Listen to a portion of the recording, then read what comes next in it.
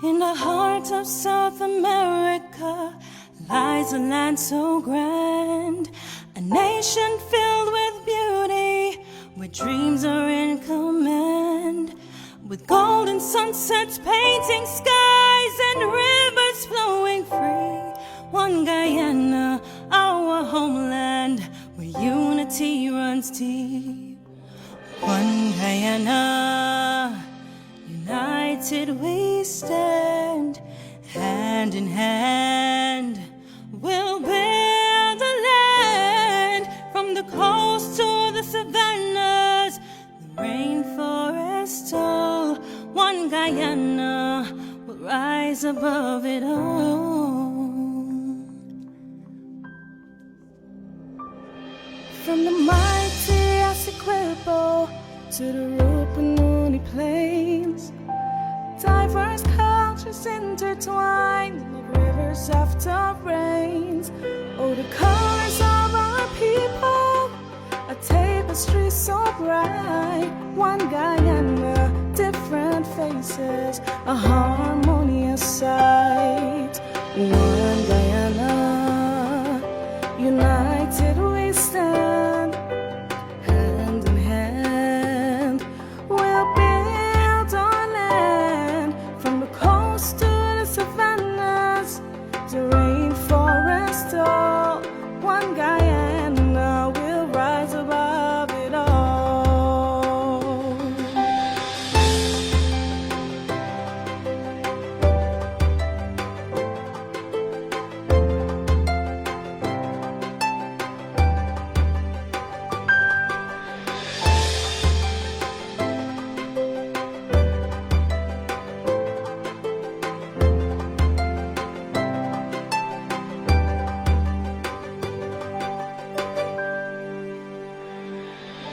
This one Guyana, united we stand, hand in hand, we'll build a land, from the coast to the savannas, the rainforest tall. One Guyana will rise above it all. This one Guyana, united we stand, hand in hand, we'll build a land, from the coast to the savannas, the rainforest tall. One Guyana will rise above it all.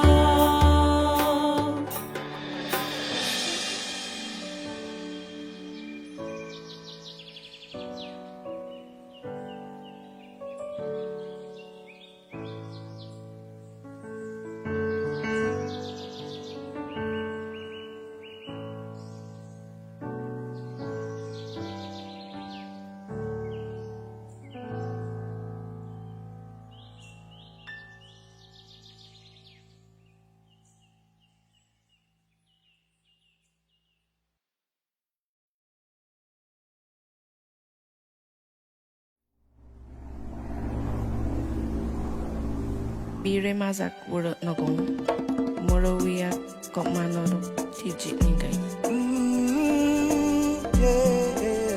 Bire mazak wura.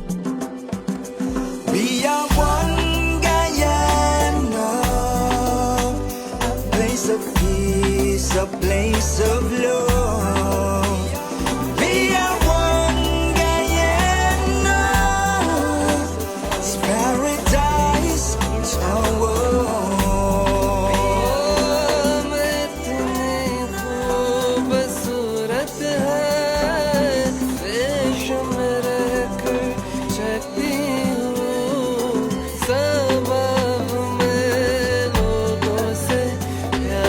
करने की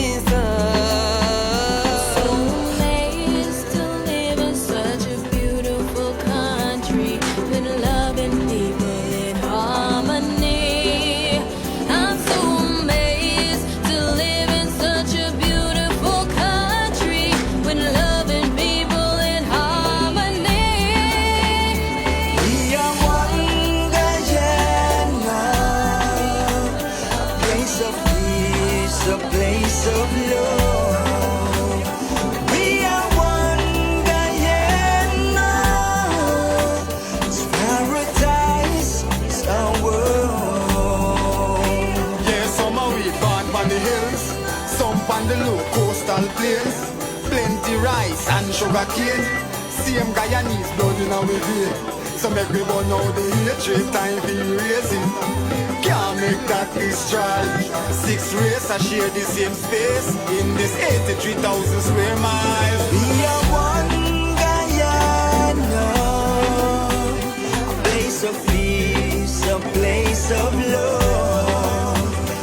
We are one Guyana, it's paradise, it's our world. Brother is a brother, no matter which religion is you. Could have Buddhist, Christian, Muslim, Hindu. Sister is a sister, real and true. One big pot of culture brew. And all of we together could really make this dream come true. Of a brighter Guyana for me and you. Ocean to mountains, hear this tune. Take it cool. We are one Guyana, a place of peace, a place of love. We are one Guyana, it's paradise, our world. Love runs deep like a beautiful river for Guyana. Oh, when we stand as one mighty like Mount Jerima for Guyana, for Guyana. Our life would be beautiful, just like Guyana. She's blessed us with her own, just to embrace her. Say, one and alone can't clap, so let's put our hands together. Give her a standing ovation, this great nation, a little gem of this world, yeah. Place of peace, a place of love. We are one Guyana, it's paradise, our world. We are one Guyana, a place of peace, a place of love. We are one Guyana, it's paradise, it's our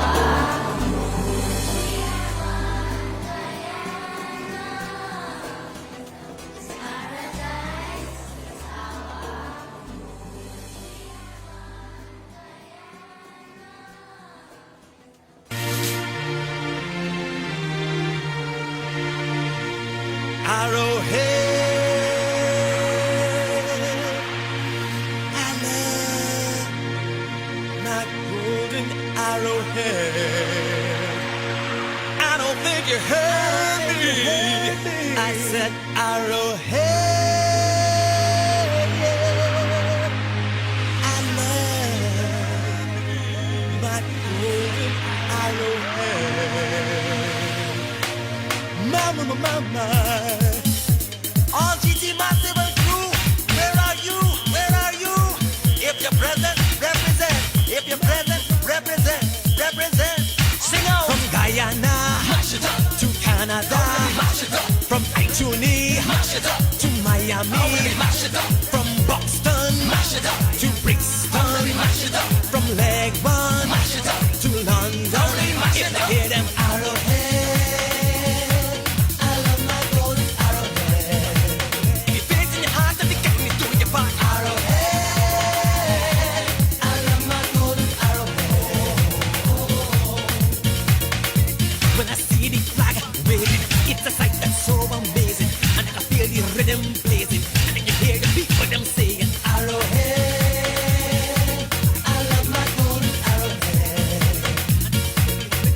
Children, Arrowhead, I love my golden Arrowhead.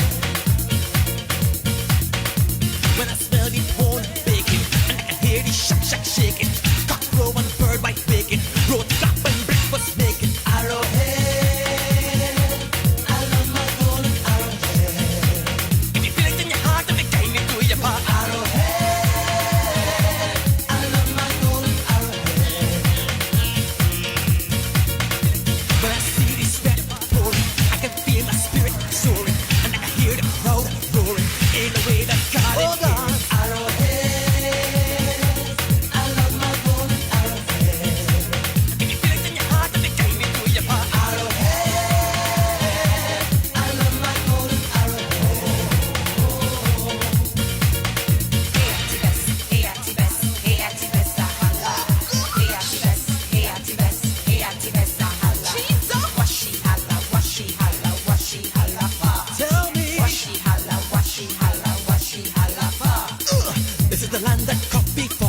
Martin Carter, another warrior.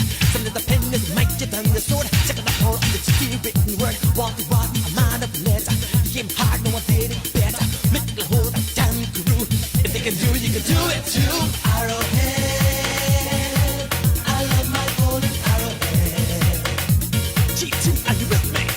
Arrowhead, I love my golden arrowhead. I land a gold and diamonds powder. Times are hard, you must work.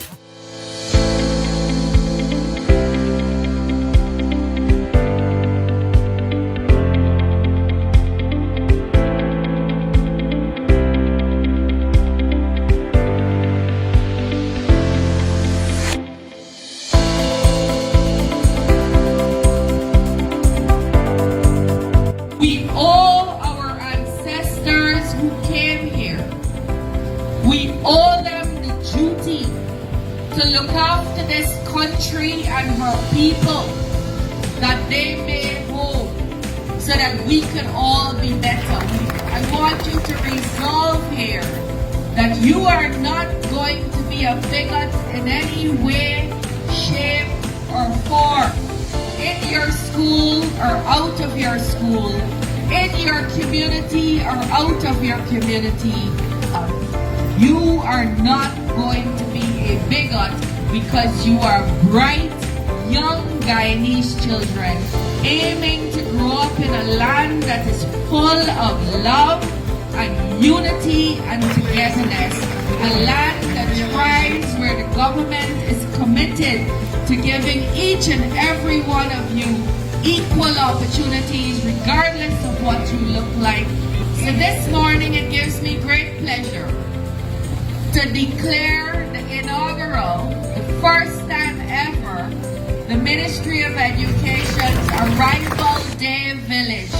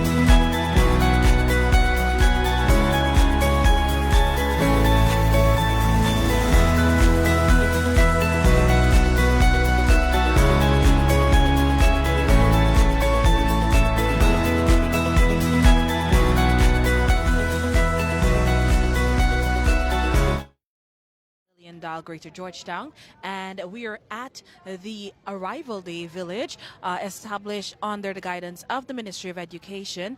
And of course, it is an excellent brainchild, and I must say that the students are out.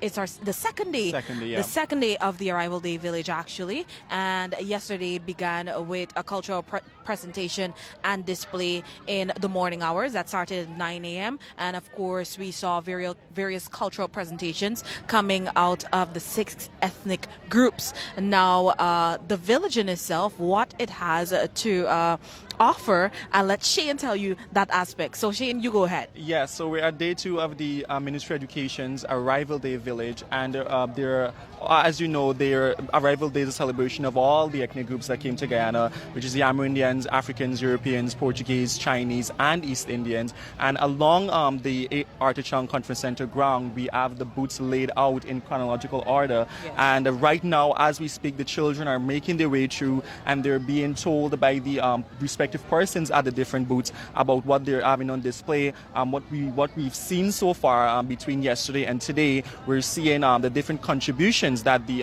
different ethnic groups have made to Guyana since their arrival in Guyana all those years ago. We're seeing the display of the arts and craft in the Amerindian booth, and we're seeing the contributions of food in the African booth, the contribution of clothing, Portuguese and European, the contribution of the clothing and food and culture, yes. music yes. in the East Indian yes. booth, and we're also seeing the contribution of I saw a depiction of the lion or yes. the tiger in the Chinese booth there as we go along the line. So there's a lot of things on display in these various different booths along the ground of the Arthur Chang Conference Center. And it doesn't only cover just the contributions, but it also covers the history, how it is that our forefathers came, the different contributions that they made to us as Guyanese. We know that we're a melting pot of culture, and what has caused us to be the Guyanese people that we are today, what has shaped us and molded us in the way that we are. So it is a lot to see. Of course, there are orators right along each and every booth, and they're taking the children through. And of course, this is a great initiative, especially for the children who are sitting common entrance next year. We know that social studies is one of the subjects, four core subjects that is sat at the NGSA exam.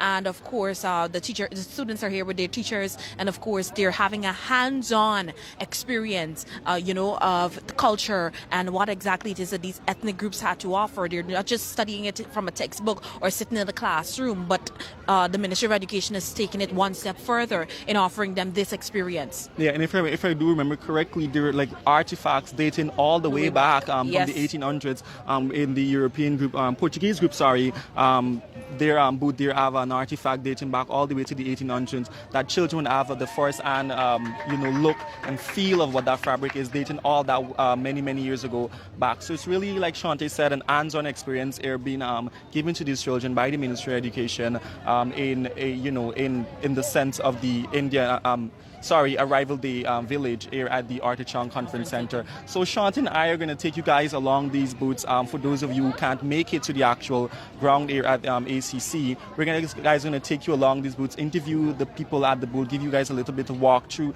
about what we're seeing, what's there that you can interact with. Have a little demonstration or explanation of the history of these different ethnic groups that have came to Guyana those many years ago and still here existing, as Shanti said, as a melting pot of Guyanese culture. So we're going to take you guys along the line, as I said, take you guys along the booths of different 6 ethnic groups here at the Arthur Chang Conference Center throughout the day for the next maybe 2 hours. We're going to be here with you guys happening here on the Guyana Learning Channel's page. So stay tuned, don't go anywhere. We'll be right back in a few.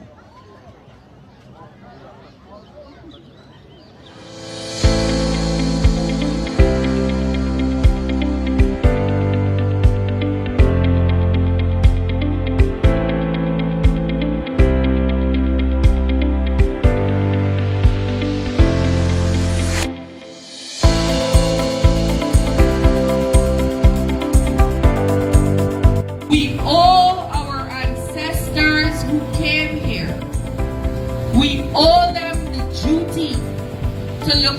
this country and her people that they made home so that we could all be better. I want you to resolve here that you are not going to be a bigot in any way, shape, or form in your school or out of your school, in your community or out of your community. You are not going to be a bigot because you are bright, young Guyanese children aiming to grow up in a land that is full of love and unity and togetherness. A land that thrives where the government is committed to giving each and every one of you equal opportunities regardless of what you look like. So this morning it gives me great pleasure to declare the inaugural, the first time ever, the Ministry of Education's Arrival Day Village.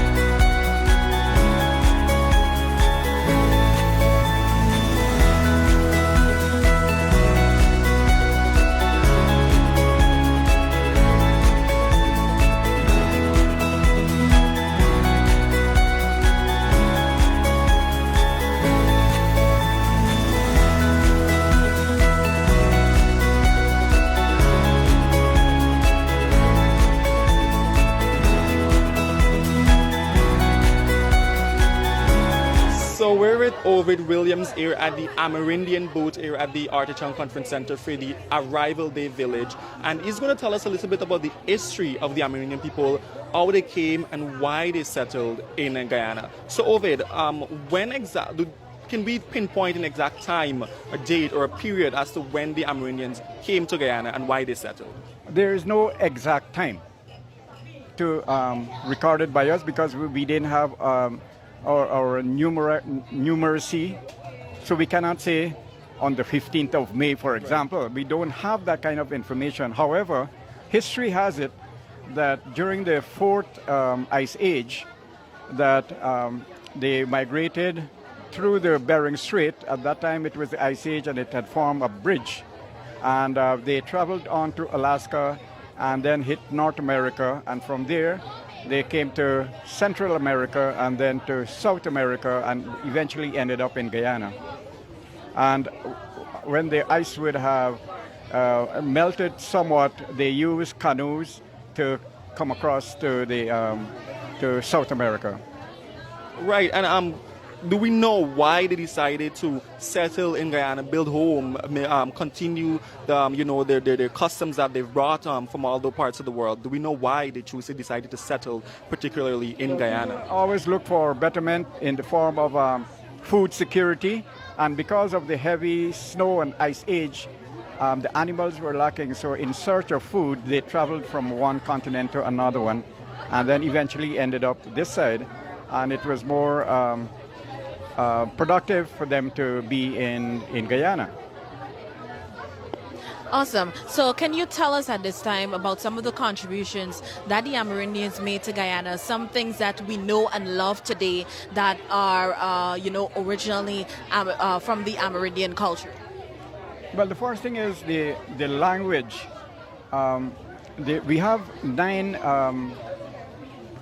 language groups, and most of the names in Guyana is derived originally from the Amerindians, including Guyana, like Essequibo, Quarantine, Demerara, Berbice, and Kaichor Falls, Orinduk Falls, and lots of areas has been named after the Amerindian languages. So that has been a contribution. And also maintaining the security of Guyana at the border areas. We occupy the frontier of Guyana, and we are not, while the other ethnic groups are centered on the coast, we provide security at the frontiers and at the borders. And it's over 200 and something miles of border unprotected areas that we have, but that's what we have provided. And then our diet and our cultures play an important role also. We use herbal medicines where the contemporary medicine is not available. We resort to herbal medicine to cure our illnesses. Like for example, in the COVID, while others were lots of people were told to take vaccine, the indigenous people were reluctant in taking the vaccine, and they preferred to use the herbal medicine. And fortunately, those that took the herbal medicine has not had any reported cases of relapse while those that took vaccine, we understand, are getting relapse of the COVID. Those that took the herbal medicine has not had any reported case of relapse. Awesome. So what we hear is the Amerindians, they have contributed a plethora of things to Guyanese culture, from the clothing to the names to the herbal medicine to their way of life, to the diet. The diet also, most important. And dances. So we have one month of celebrations that we showcase our culture and our demographics, our practices, our beliefs, our folklore, and our rites of passage, the do's and don'ts when our girls and boys are reaching the puberty age, some of the taboos, some of the do's and don'ts, and that has still in practice today. And then of course our language, in song, music, and story, we have contributed that also. Awesome. And of course, the intangible cultural heritage is being promoted. We can cure we can cure illnesses, and there are cases where domestic problems, like if a man leaves his wife and abandons her, the intangible cultural heritage is that the PI man can do his work and he can bring back the man from wherever he is within 3 to 4 days back to the wife. So these are some of the practices that we have, which play a very integral and important part in our culture. Before we go, Mr. Williams, I have one more question, and I feel like this question is very interesting, and I always thought about it. When the Amerindians came to Guyana all those years ago, why, you mentioned that, they're the defense of the Guyana's border. Why did they decide to go into these interior regions and not settled on the coastline all those years ago when they came? As I just mentioned everybody looks for food security. And down here, the place is soggy and so on, and good for like rice, etc. But we depend on cassava, and cassava will not grow in swampy areas. So, and then we look for game, animals, birds, and they're in the mountainous areas. So it couldn't be here, so they went there. It is an easier, and they can do fishing there in the rivers and so on. So it was more appropriate for them to live in the hinterland. Right, so we've heard from Ovid Williams here at the Amerindian booth down at the Arrival Day Village, who explained to us a little bit of the history as to why the Amerindians came to Guyana, why they decided to settle, why they choose to be into the interland regions as to settle on the coastline, and it's a bit about their customs that they've brought to Guyana and kept for so many years. So we have a lot more, 5 more booths actually to go through, and Shanti and I will take you guys through them. Okay, let's go. Yeah. Very quickly, I know Essequibo is in the minds of a lot of Guyanese.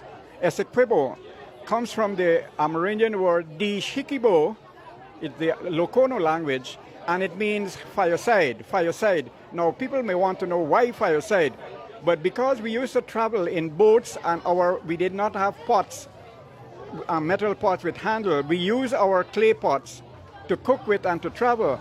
And the saying and the advice to other people who would be going on long journeys on the river, including Essequibo River, they said, "Di shikibo kuputkanhanabui," do not forget your fireside. So di shikibo means do not forget your fireside. And that has been distorted to the word Essequibo as we know it now. And also quarantine.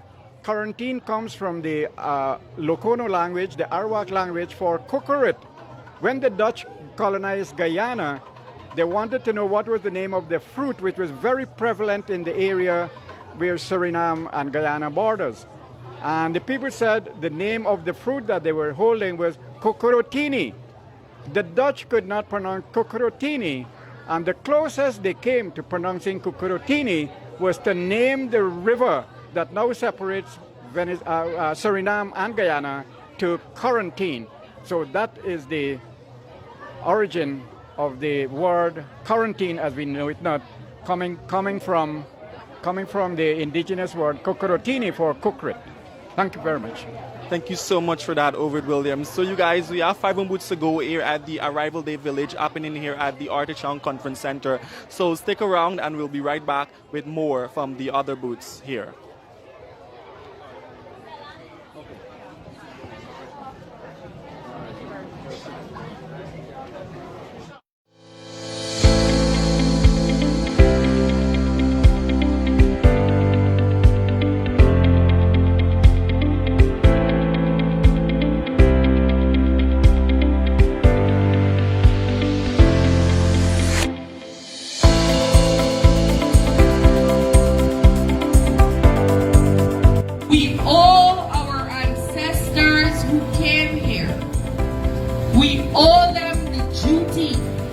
to look after this country and her people, that they may hold, so that we can all be better.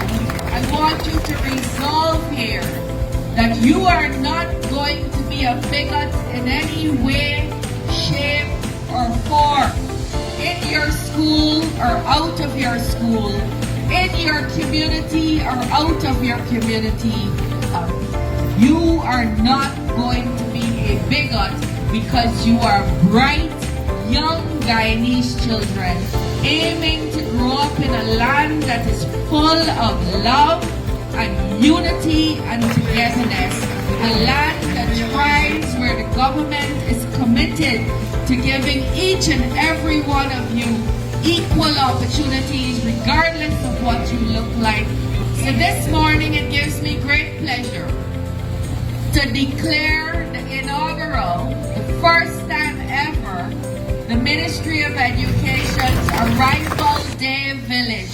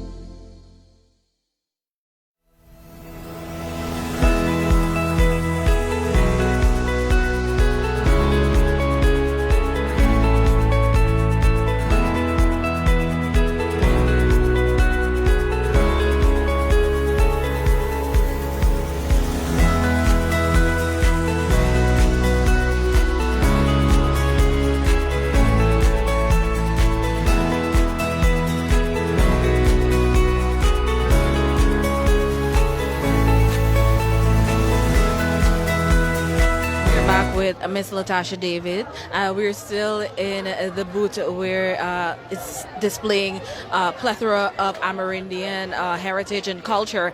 And we're talking with Miss Latasha David, and she'll be telling us about the arts and craft that we're seeing before us today and what this means exactly to the Amerindian culture and why it is important to have this preserved. Okay, for the Amerindian culture, we need to teach the children our culture, so that they can grow and teach others about it. So, for instance, we have this here, it's the lucky seed. This is an indigenous seed. I make jewelry with it.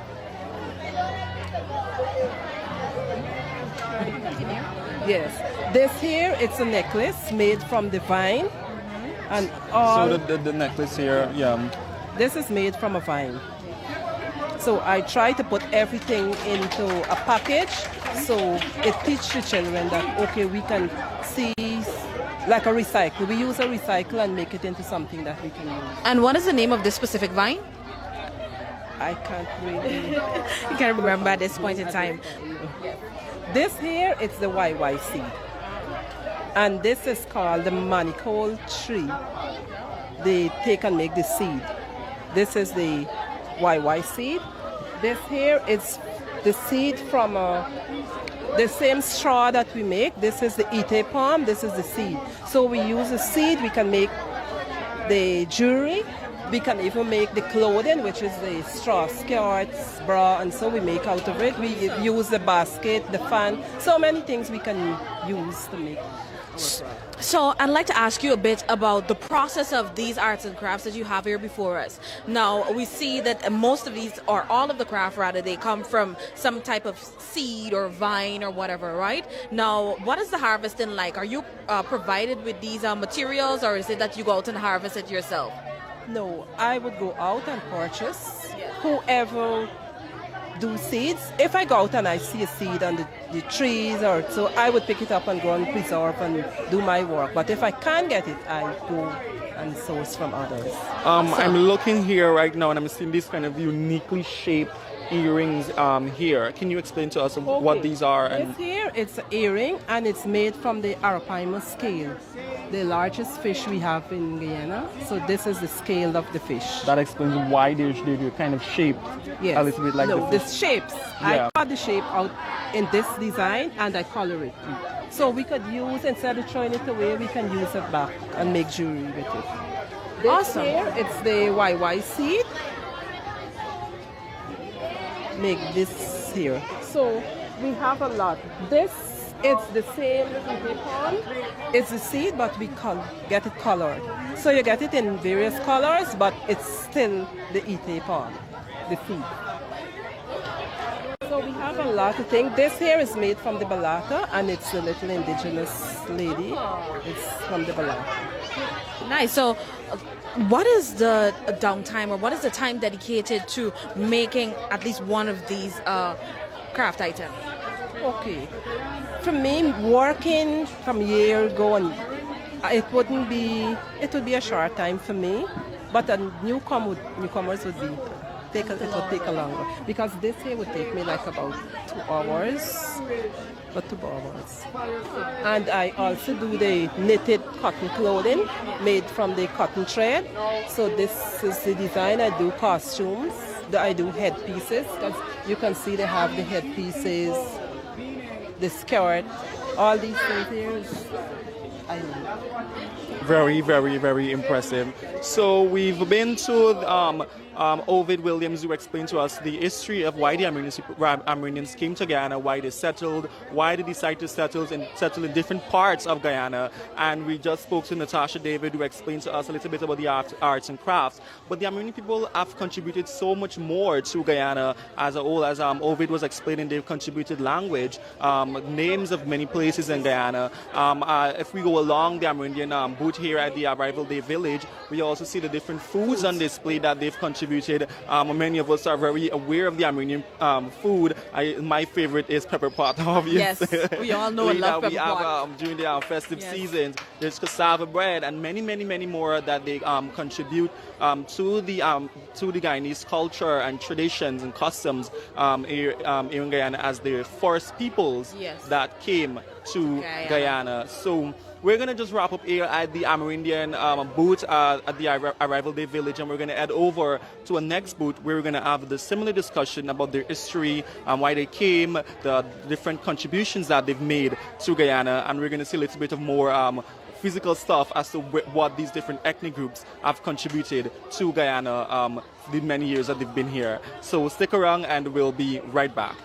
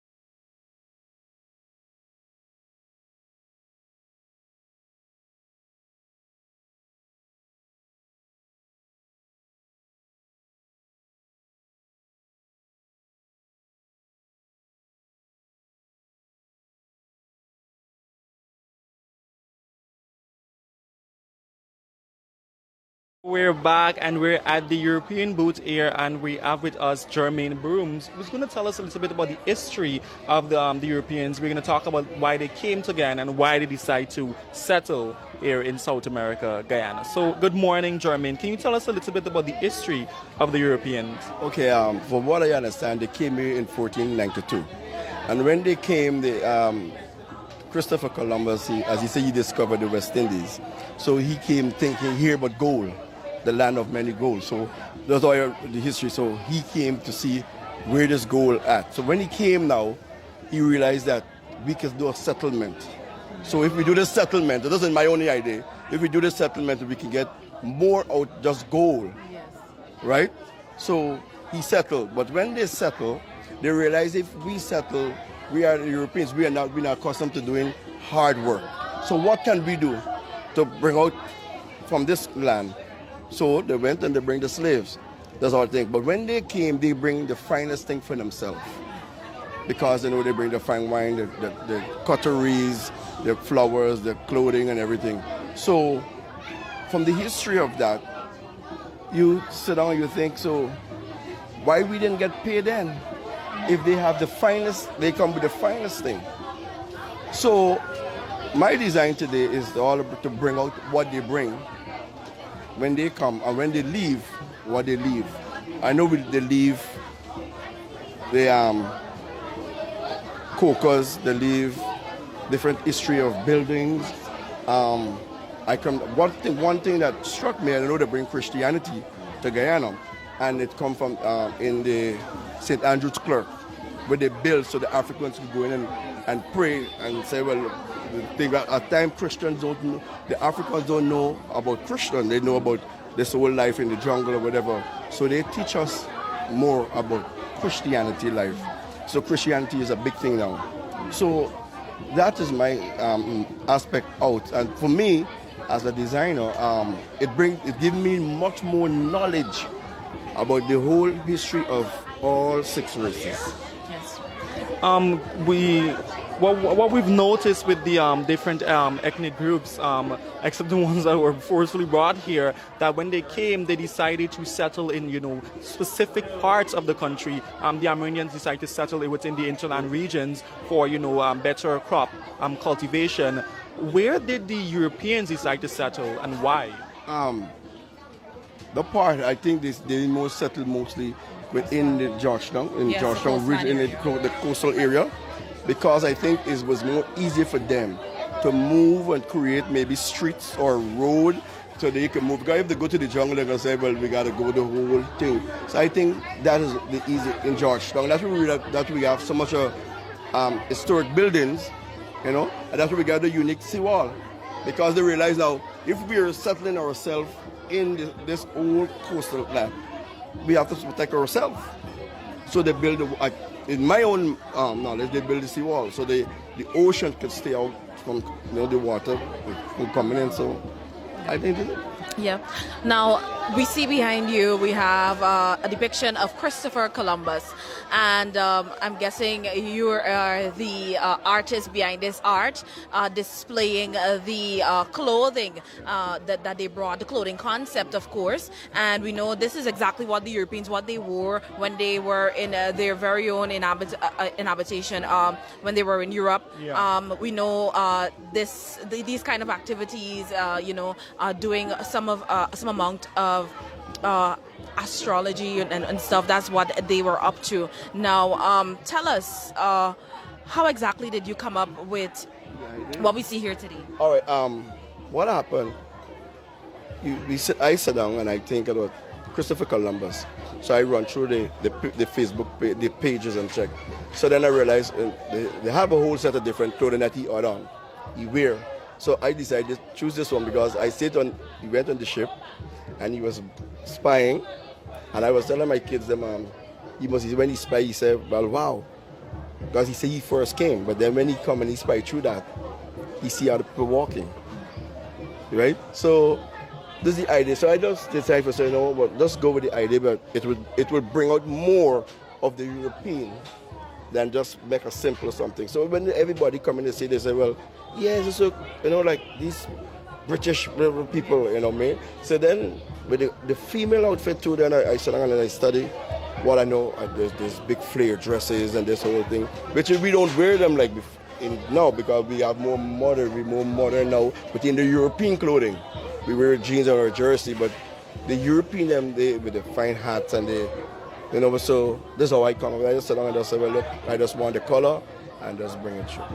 Nice. So here we have Christopher Columbus depicted as an astronomer and in a ship as he sailed across the various oceans, of course. And I guess this is a depiction of him, you know, discovering the South Americas, because we know exactly where they leave to where they left to come. That's not where they ended up. Yeah, right. Yes, but thank you very much. When we look across the other areas of the booth, we can see the female depiction of the European clothing. Of course, we see the tea party. The finest table. They have the garden. They bring flowers. Yes. Because it's so unique themselves. They bring everything. So we had no use. So yeah, just staying on the topic of the European contribution to Ghana, because they did contribute a lot as it pertains to what they brought to Ghana and what they left as well. And many of the stuff that we still use, and we're actually using one right now, the English language they brought to Guyana, and we're still using the English language. They brought, you know, the kind of like government system that we have currently in use in Guyana at the moment. The different foods, you guys were mentioning. Different food. And it was surprising when you read up, you realize that Europeans bring pastries. Yeah. You know, you used to think, who pastry come from? I used to say in the days it's Chinese. But then you read up, you realize they bring pancake, cheese roll, they bring pickles, they bring wine, they bring so much. You know what I mean? The favorite thing that my children love to eat is the waffles, and so we have a little depiction of everything. They bring cinnamon rolls, so the whole atmosphere, you know, is so funny that and because I thinking that pastries come, as I said before, from someone else and not the Europeans, so it's surprising. Yeah, I think one of the common things that we're going to notice when we go through the ground air at the Arrival Day Village is that the different things that these ethnic groups are bringing that we still use up until to this day, and the different foods, the different culture, the different customs that we're still using as Guyanese people right here in today's present history. And it is all contributed to Guyana's rich tapestry and who we are as a people, and again our melting pot of culture. Yes. Yeah, so thank you so much, Jermaine, for explaining to us the little bit of history about the Europeans. Just to recap, you know, they brought a lot to Ghana. They came in search of one thing. They end up settling. You know, we have the structures that we have, that our building structure is largely attributed to the Europeans when they came. Our clothing, our language, the English language that we speak today is attributed to the Europeans. So they've brought a lot and they've left a lot here on these shores of Guyana. So we've wrapped up the Amerindian booth. We've wrapping up the European booth, and we're going to head over to the African booth to have a little bit of discussion with someone from there to explain to us the little bit of history with the Africans. So there's a few more booths that we have to cover, so stick around and we'll be right back.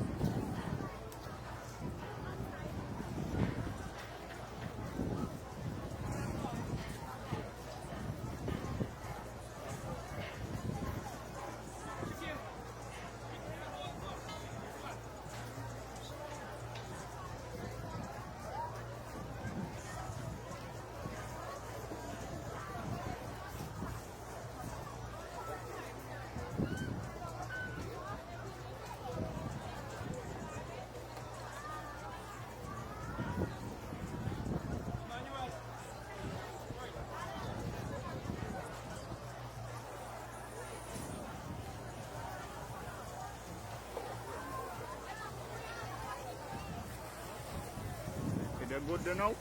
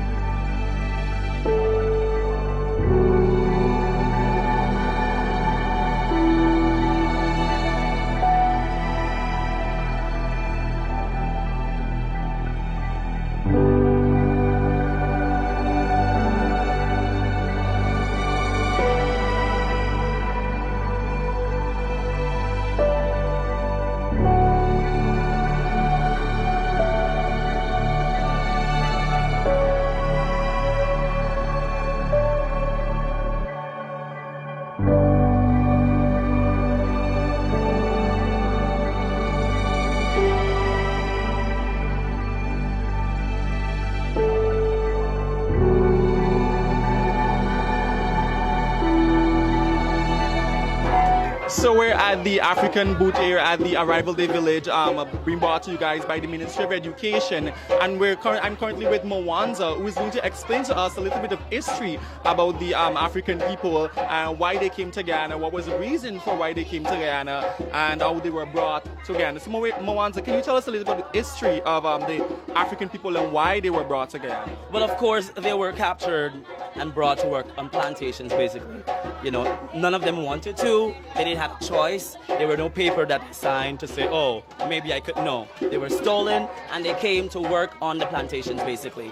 Currently, the first part of the exhibit more so mimics the ship experience of enduring that gruesome 3 months, sometimes 2 months voyage from Africa, from the continent to South America. Now, after they came off the ship, kids, they came to a beautiful country called British Guiana then. While it was green and while it was beautiful, to the slaves, the experience was not green or beautiful. Now, some countries that they came from in West Africa, like Ghana, Gabon, Mali, Cameroon, Togo, just to name a few, those are some of the countries that they came from. Now, after they came off the ship, they came to the auction area here, right? Now, this is where they were auctioned off or sold to the highest bidder. And they were, and that was based on how healthy your teeth was. That was based on how strong you look. That was based on how nice your face was. Then you were sold to the highest of bidders. Now, after you were sold, they somewhat wanted to brand you to represent which plantation you came from. Now, anybody here ever saw how horses are branded? Good. So they have that metal rod and that insignia attached to the rod, and they would then put that into the fire and literally burn it onto slave skin. So just how that experience was gruesome and horrible, the experience continue as you go to the next exhibit. Enjoy, have a good day. Yes, so we go on to the other part that talked about the life in the plantation, where you learn about what they endured as in terms of treatment, you know, what they went through working from 6 a.m. to 6 p.m. with little to no food.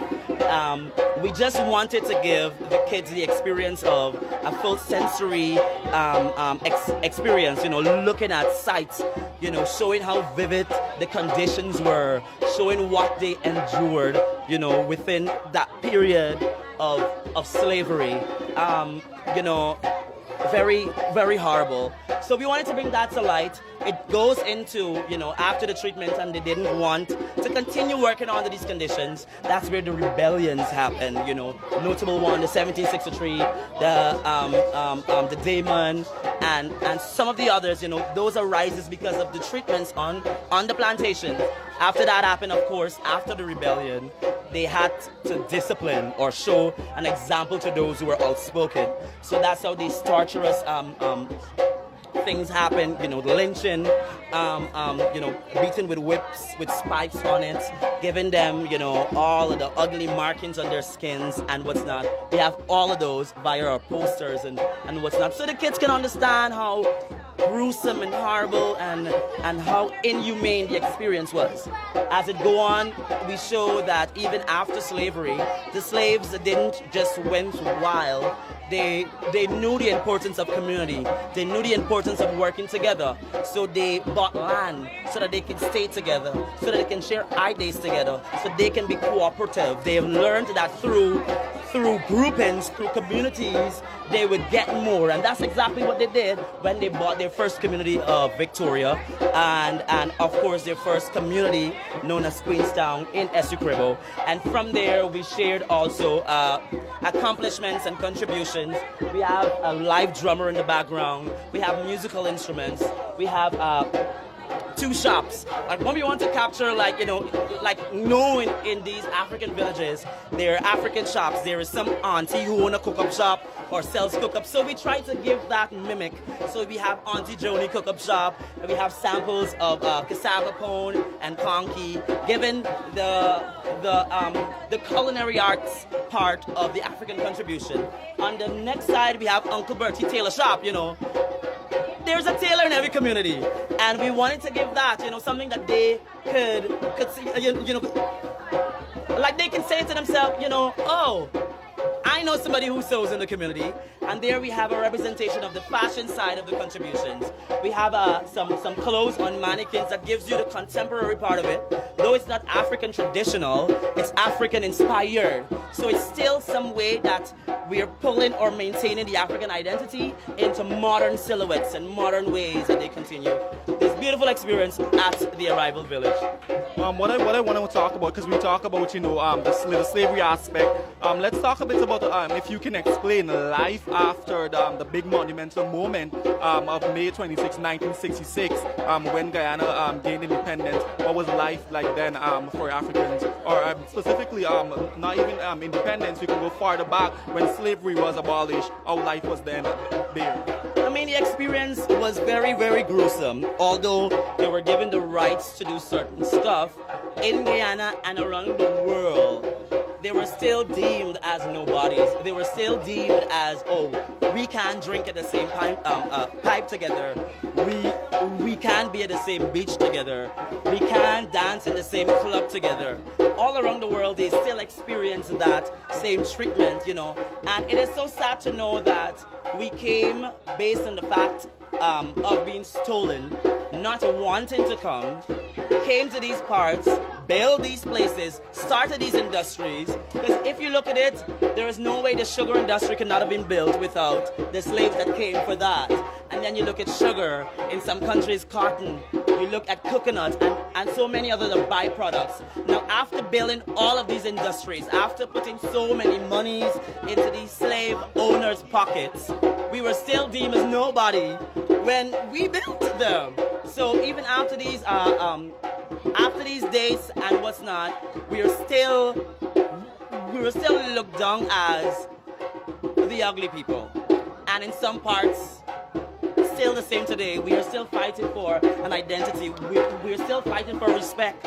We're still fighting for equal rights, So while in some places it's good, there are countries where they still experience a lot of it. It's an ongoing fight. Like the curation of the booth, we wanted to give that zigzag journey because the African experience and journey, it's no straight walk through.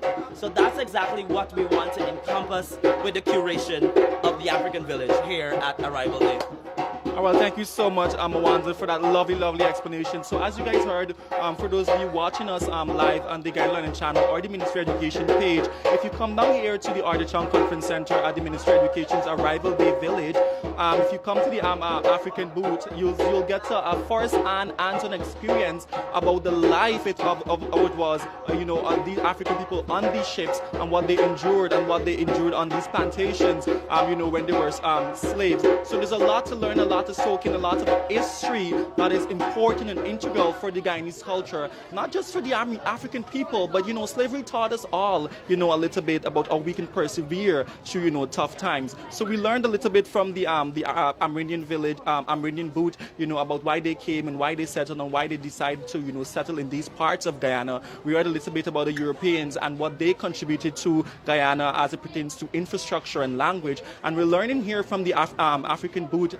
what these African people endured and why were they brought to Guyana, basically to work as slaves on these various plantations. But not just the aspect of slavery, but the contributions that they've made to the Guyanese culture that we still use. If you guys can hear in the background, we're hearing the sounds of drums, which is still a big part of the Guyanese culture, Guyanese music as we know it here in Guyana. The different foods, as you know, I bet many of you love cook up. It's an African dish that they brought to Guyana, here. So there's a lot to learn. There's a lot to take in. There's a lot of history, being explained here at the Arrival Day Village. So we're gonna move on to the next booth, and I hope you guys stick around. As Shanta's gonna join me back in the next booth where we're gonna have a chat with the person there to explain to us what is going on at the Arrival Day Village.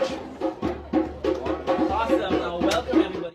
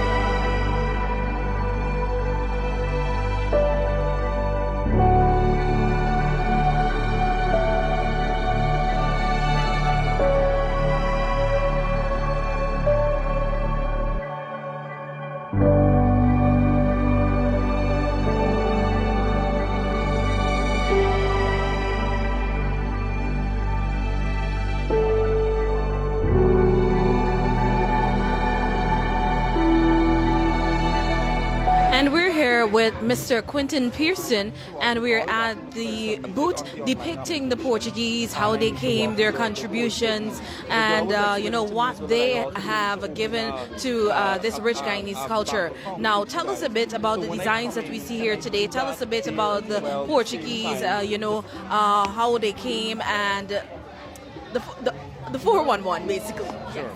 All right, thank you so much for being here.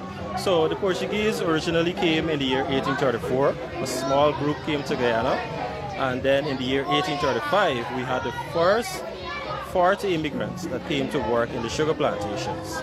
And as they lived and worked in Guyana, they later started to occupy land. For example, in places like Thomas Land, Liliendal, and even Alboistong. And those are places where they established businesses, for example, John Fernand's, Correz Jewelry, Fogarty's Building, J.P. Santos Bookers, and even world known now, Banks Limited. So they are very business-oriented people.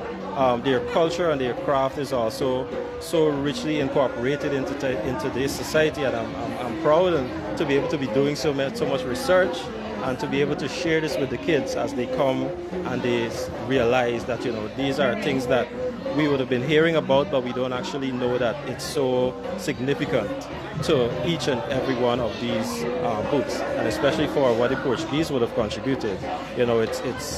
It's really good to know and to be able to share that knowledge. Nice, awesome. Now tell us a bit about the contributions that we see here around us. What are some of the things that they came with that we hold on to even a day like today, and things that we put into practice, here in the 21st century in Guyana? So for sure, what I'd want to say, let's start with the clothing. The Portuguese they are the ones who brought the waistcoats. So sometimes little kids, men, they would wear these waistcoats. They would go to church. They would go to weddings. That originally is an item in the Portuguese traditional type wear, right? They also wear a lot of long skirts. It's known as the bouffant skirt, and they're usually long. They're heavily embellished. It's similar to what you may see with the Indian culture, but they have their own intricate way of showcasing and promoting their culture in their creative work. We have on display here as well a replica of a stone oven. So originally, these are the type of ovens that they use to bake things like custard tart, pine tarts, cakes, orange cakes, lemon cakes. This is just a replica of what it looked like. The kids have been really interactive with this because it looks realistic, and it gives that feel of being there back in the day. As a lot of people know, Peter de Guiar is Portuguese. He is the person who established Banks GIH so many years ago, and today we are all able to celebrate and be able to participate and enjoy so much of the fruit of his labor. Banks GIH bringing so many beautiful products like rums, spirits, aerated drinks, etc. Over here we have just a few examples of leather items. They established leather shops back in the days. So like shoes, stitching of shoes, making leather corsets, making leather slippers, leather bags. These are some of the things that they did to make a livelihood in Guyana. And today we can see so many Guyanese from all walks of life and ethnic groups adopting these type of work and so forth. So it's been a really great adventure seeing the contributions that they made. If we had to touch on the food, it's so vast as well. Sauce, garlic pork, these are all delicacies of the Portuguese. Awesome, thank you very much. And something that I've just come to the realization of is that as a Guyanese people, we've not only seen that ethnic groups would have brought their various cultures here to Guyana, but also, and not only that we are so blended, but you really highlighted something that's very important. You highlighted that the customs that would have been brought from other cultures have been adopted by other ethnicities, right? Because you would think that the leather slipper is something that probably the Africans came with, and the Africans, because we see Africans, they are the ones here in our Guyana today that are mostly selling and making these leather slippers and so on. You would think that this is something that came from the African culture, but really and truly it was adapted into the African culture. And for that alone, we must be proud as Guyanese to know that, we are exchanging craft, we are exchanging culture, we are learning who we are as a people, and, all that we are, it's drawn from various parts of the world, and we're now one melting pot of culture, and I absolutely love it. I know that you probably enjoyed putting all of this together.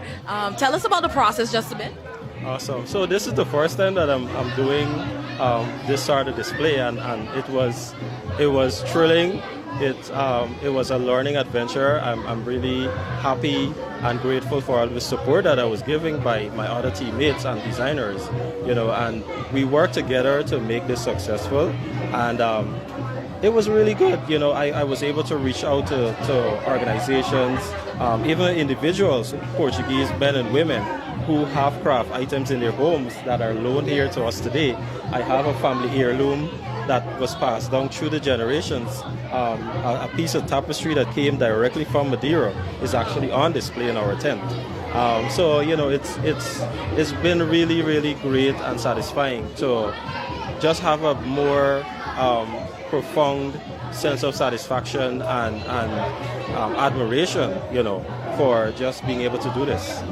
Thank you very much, Mr. Pearson, for all that you have sensitized us about today. Of course, thank you also for your contribution, and the amazing displays that we see here today would not have been possible without you. And thank you, our viewers.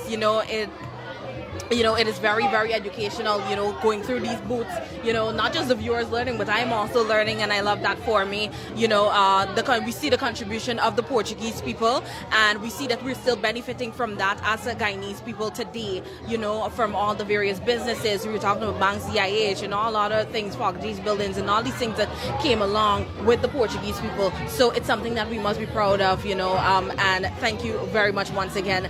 At this time, we'll be moving along to our next booth, and we'll be back with you in just a bit. Do stay tuned.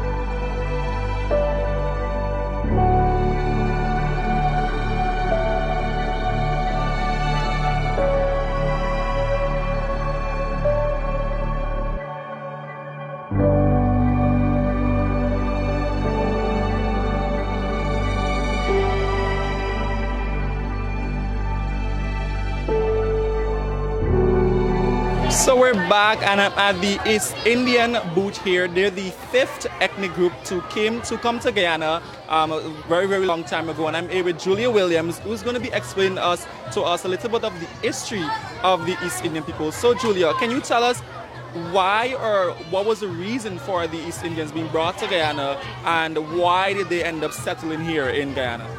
So after slavery was abolished, the Europeans needed laborers on the plantation. So the Portuguese left and they went to India for the indentured immigrants. So they came here to work mainly on the sugarcane plantation and then later on rice cultivation.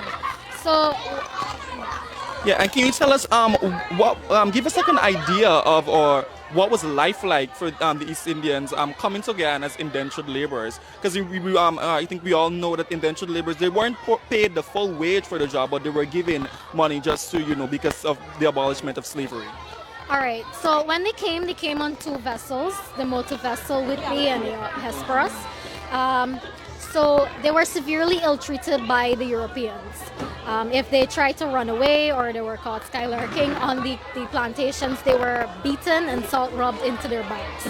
So they lived in lodges, small hut-like buildings, and it was in a long line very close to each other. The way of life, they worked from 6 a.m. in the morning all the way up to 6 p.m. It could go even longer. Men, women, and children. So when they came, they not only came to work, they settled in plantations like Enmore, Kanji, and Regina, Vredenhoop. So after a while, after being mistreated, they strike. I'm sure we're aware of the Enmore Martyrs Monument in Enmore. Lalabaji, Hari, 5 martyrs, they were on strike, and that monument there is in remembrance of them.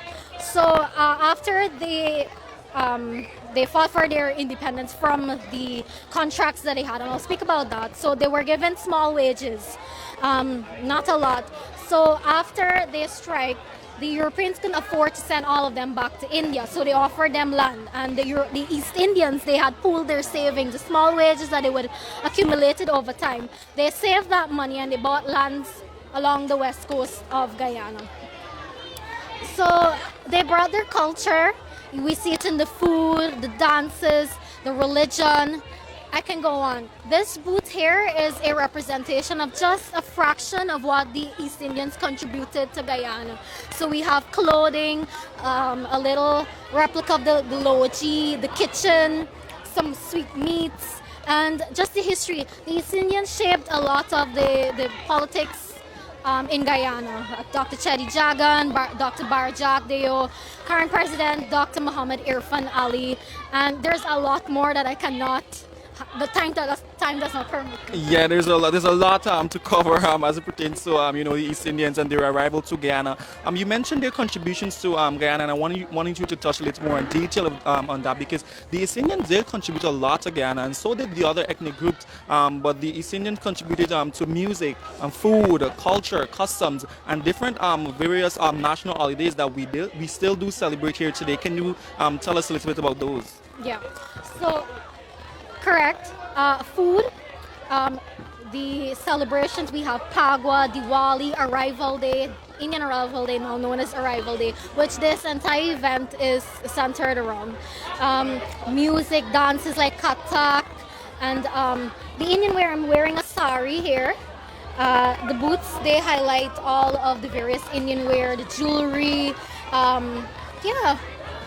Yeah, so there's a lot more, as Julia said, that we can go into about the East Indians and their arrival and their contributions to the Guyanese culture. And just to name a few, Julia just mentioned there. So there is a lot of things to be learned here at the Arrival Day Village being brought to you guys by the Ministry of Education. We spoke to the Amerindians, we spoke to the Africans, we spoke to the Europeans. Shante spoke to the Portuguese there, and I'm now speaking to the East Indian. So we just have one more ethnic group to cover, and that's the Chinese, which Shante will cover with you guys.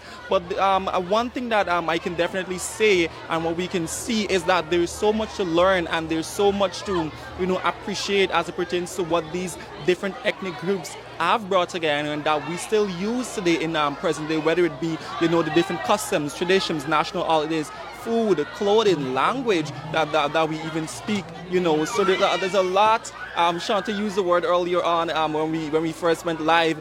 a melting pot of culture. And this phrase is used by our His Excellency President Dr. Mohamed Ifan Ali, one Guyana, is very, very much evident here as we go and learn about the different ethnic groups here in Guyana. So when we come back, Shante will be at the Chinese booth where she'll have a little bit of history about their arrival to Ghana and their contributions. So stay right there and tune in. We'll be right back.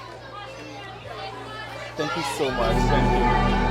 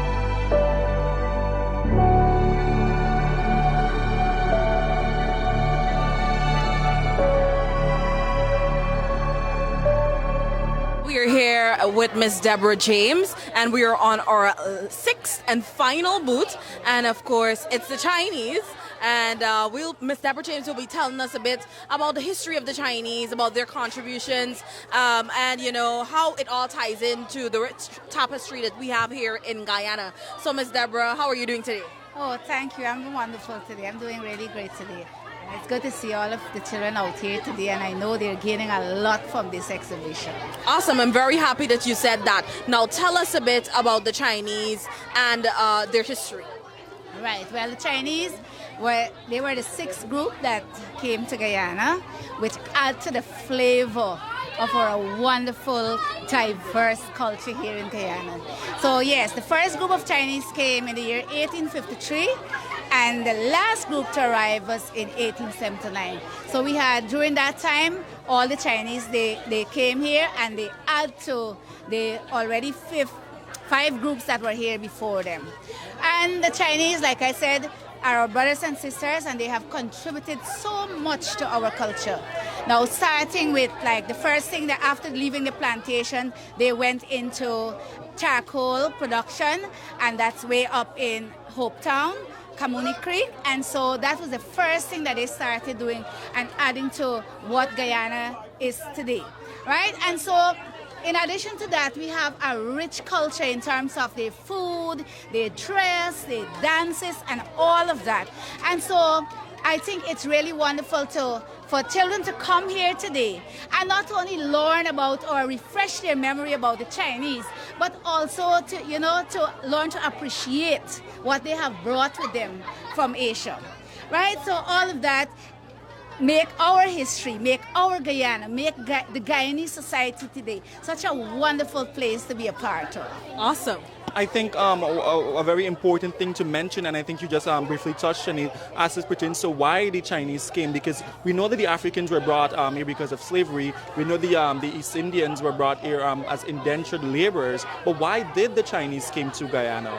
Well, the Chinese was one of the groups of indentured immigrants. Well, we had the Amerindians, the Europeans, then we had the Africans as well. But then there came the Portuguese, which was the first group of indentured immigrants that arrived in Guyana. And after them, we had the East Indians, and then we had the Chinese. Now, the indentured immigrants really came on a contract for 5 years, so they were treated differently than the Africans that arrived here before them, right? So they came on a contract, they were paid to work, but it was the same things that they were doing as those that came before them, right? They came to work on the sugar plantations. So that was what they came for initially. But of course, like I said, spending years here in Guyana, after their contracts were ended, right? Some of them decided to stay. As we know, anybody to Guyana would want to stay here, right? And so some of them stayed. And so the descendants here today are our Chinese descendants, and some of them went back, but of course we know that many of them stayed here in Guyana. Yes, and they continue to contribute to our rich culture. Right. Now, let's talk about some of the contributions that the Chinese made to the Guyanese society. Right. Well, first things first. Well, up to today, we have the charcoal industry vibrant, strong, right? And so that was one of the things started by the Chinese immigrants. And of course, look, if you look in the corner there, we have our rich Chinese cuisine, which I know many of us love. We love to go to the Chinese restaurant, we order in and so on. We have the chow mein, we have the lau mein, we have sweet and sour chicken, we have the wonton. All of that add to the rich culture of Guyana. And then in terms of dress, we have in front there, you can check out the booth there. We have our nice tunics and so on. And then it comes to festival where we have the dragon dance, and we have a replica of that here. So all of these things add to the flavor of our rich, diverse culture here in Guyana. And I think it's really wonderful. And up to the day, you see now that our children are here with us today, they can see, they can learn, like I said, refresh their memory, but most of all, learn to appreciate our Chinese brothers and sisters. And you see, that is the important thing. Tolerance, respect, appreciation, and that is what we want to instill in our young children today.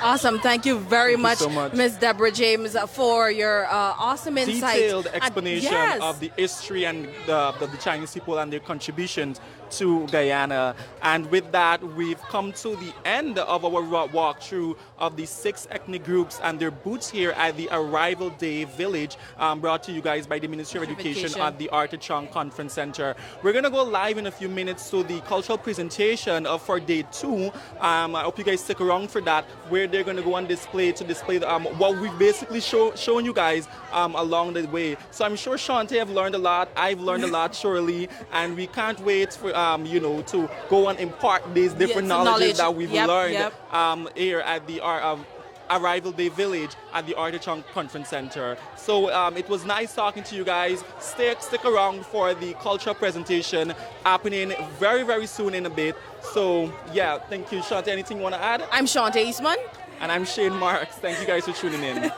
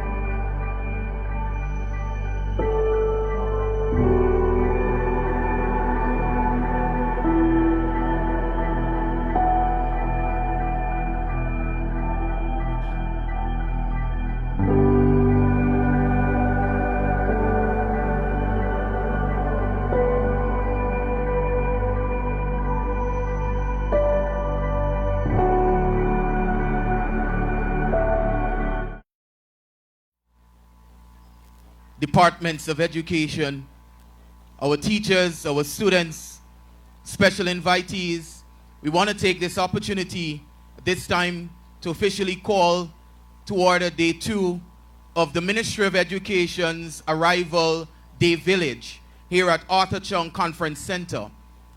Today continues what we would have started yesterday, providing for us a landmark in our education fraternity whereby we are celebrating our peoples who came here, and today we want to continue within that recognition. And even as we go through our Arrival Day program, be encouraged to know that this provides for each and every one of us an opportunity to celebrate the richness of our culture here within the Cooperative Republic of Guyana. This morning we are truly humbled by the presence of each and every one of you who will make today's occasion a grand success. And so to the schools journeying from all across the country, we want to say thank you for coming out here today. And we trust that as we go through today's proceeding, it will not only be an enjoyable one, but it will be a learning experience for each and every one of you. And so to begin our program today, we want to make welcome the East Indian TASA group who will come and grace us with a piece. Let's put our hands together as we welcome this TASA group as they entertain us this morning.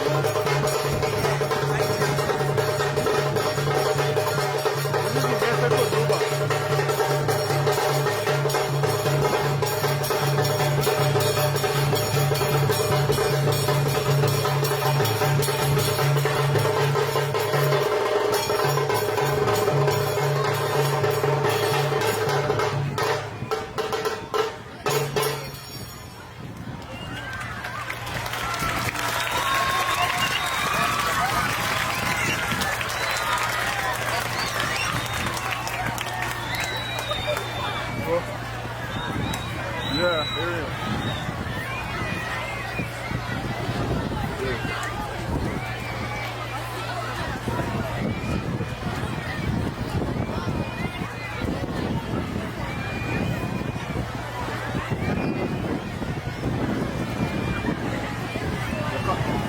after me.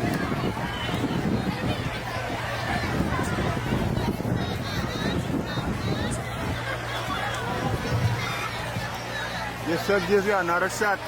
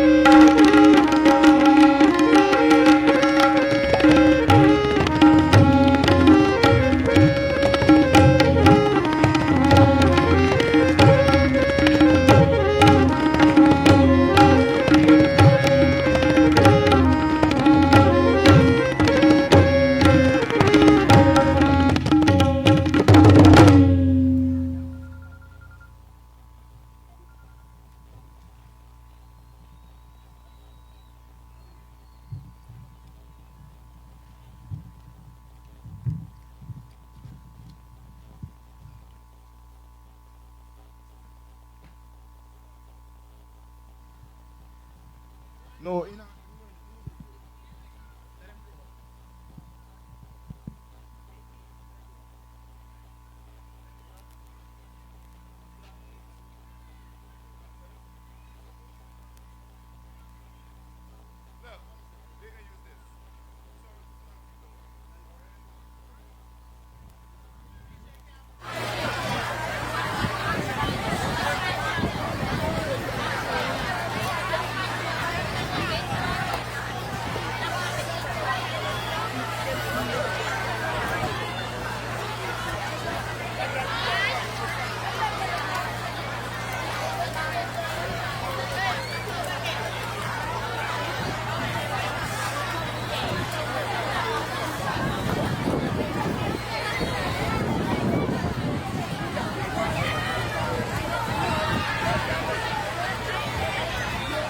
All right, let's put our hands together for those two pieces that we had before. Come on, we can do better than that. Put your hands together for the drummers, representatives from the East Indian culture.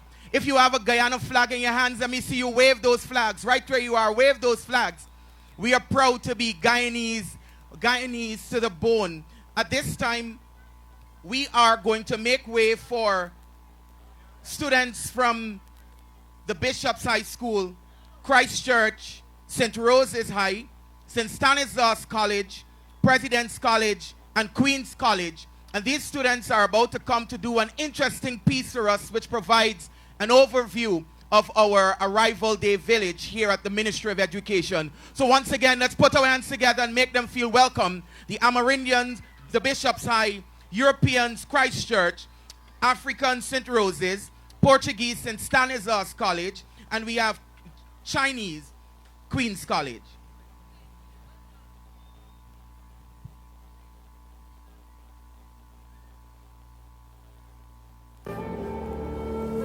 I am an Guyanese of Amerindian descent, from the frozen landscapes of Mongolia to the lush jungles of Guyana. My ancestors embarked on an epic journey that would shape the very fabric of our beloved home.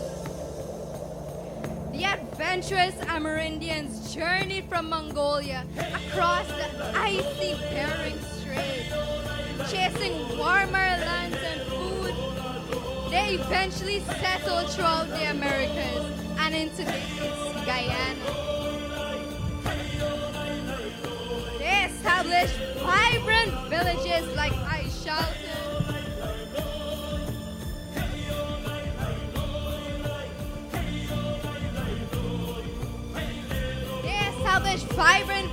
like Aishalton, leaving a cultural legacy.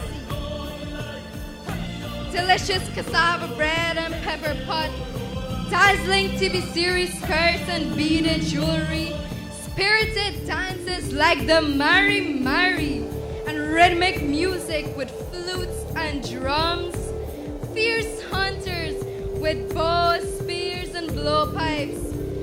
They also gifted Guyana with unforgettable words like Kaichor, Old Man's Falls, Mashramani, celebration after hard work. Politically, trailblazers like Stephen Campbell and Pauline Campbell Sakai paved the way, making Amerindian influence a lasting and dynamic force in Guyanese life. Their incredible journey continues to echo through the heart of Guyana. With fearless hearts and timeless traditions, the Amerindians blaze the trail across the Americas, weaving their deep spirit into the deep soul of Guyana. Thank you.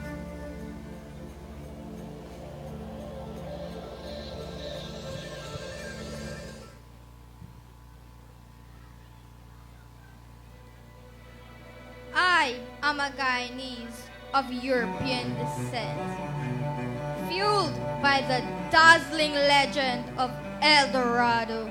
My fearless ancestors set sail across the treacherous seas and stormy skies to reach the shores of Guyana, forever reshaping its history. The Spanish were the first to visit these shores, but moved on past. They were followed by the Dutch, who built thriving colonies like Essequibo, Demerara, and Berbice.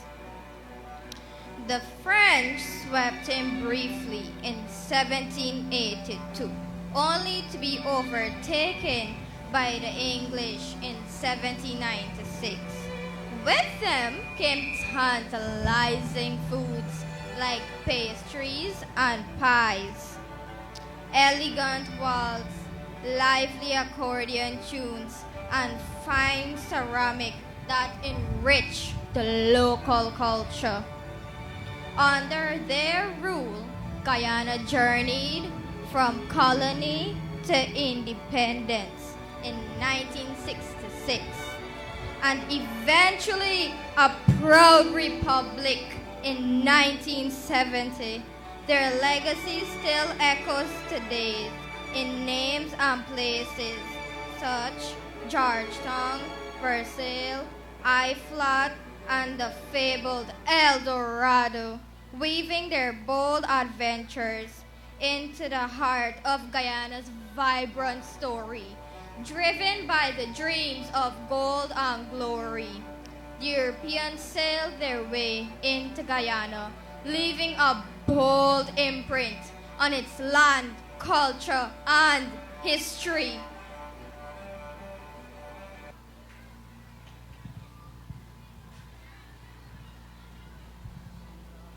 I am a Guyanese of African descent.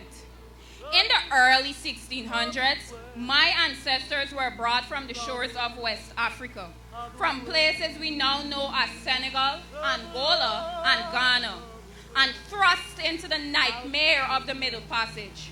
On these voyages, they endured overcrowded slave ships and unimaginable suffering.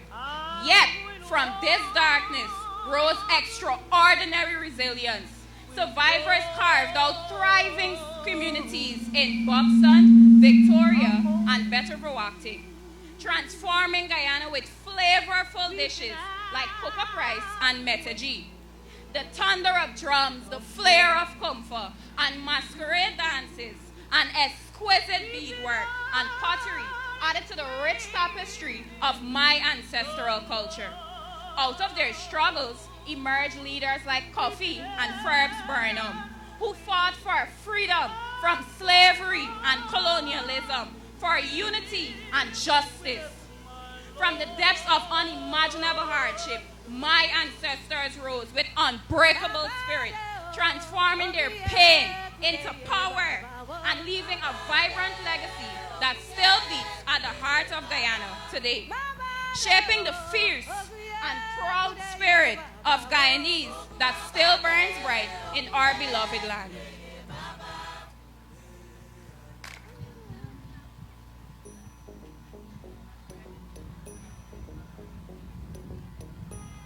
I am a Guyanese of Portuguese descent. On May 3rd, 1834, the first of my ancestors disembarked from the ship Louise Bailey and set foot in this country for the first time. They came all the way from the impoverished Portuguese-owned island of Madeira to work on the sugar plantations as indentured laborers. After indentureship, whilst some returned, many chose to stay. They helped to build this beautiful nation of ours. Their prints are still very much evident today, from the mouth-watering stewed beef, red beet soup, and pancakes to the garlic pork we enjoy at Christmas. Stringed instruments like the brags and the ragas echo through the halls of our rich culture. My ancestors were staunch Christians. We owe the construction of the first Sacred Heart Catholic Church to them. So establishing they were that we still see their legacy in our business community. The likes of the Fernandez, Bookers, the likes of the Fernandez, Santos, Fogartys, Bookers, Deguars are etched in the name, our names etched in our history. Thank you.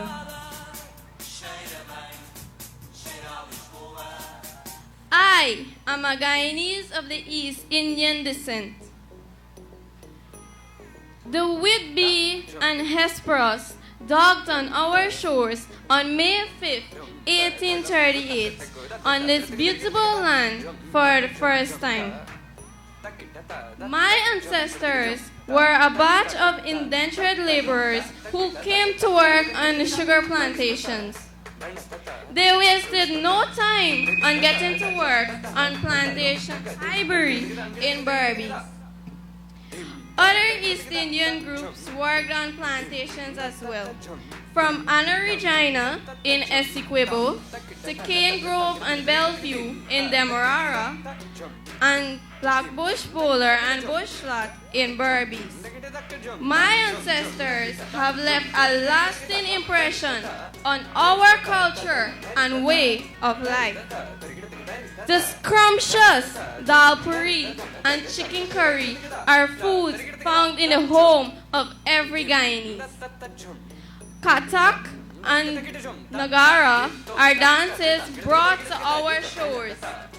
We still proudly wear our lehengas, saris, kurtas, shalwars, dhotis, and harnis, just as we did many years ago.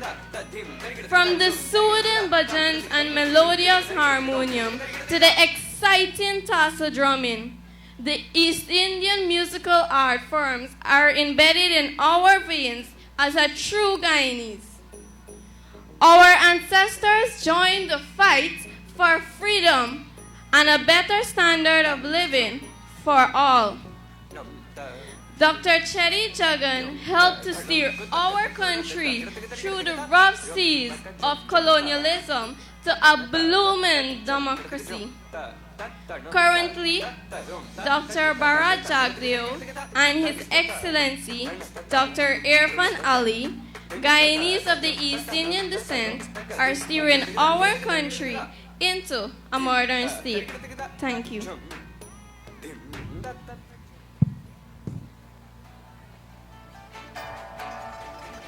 I am a Guyanese of Chinese descent. My forefathers arrived on these shores in January 1853 on board the Glen Tanner, the first of many ships to follow. Dressed in sarongs and tunics, my ancestors were the last group of indentured laborers who worked on the sugar plantations. After indentureship, many of them settled in villages such as Blankenberg, Gwensenfars, and Poderoyon. Chinese cuisines such as fried rice and chow mein are a stark reminder that my ancestors helped to build this nation. On the Chinese New Year, the dragon dance and the lion dance bring our Chinese culture to life. Chinese lanterns, fans, and kites are some of the craft works that are still relevant to our society. My ancestors also left their mark in Guyanese politics. Mr. Arthur Chon was our first president. In fact, he was the first ethnically Chinese person to be elected the head of state of a non-Asian country. Thank you.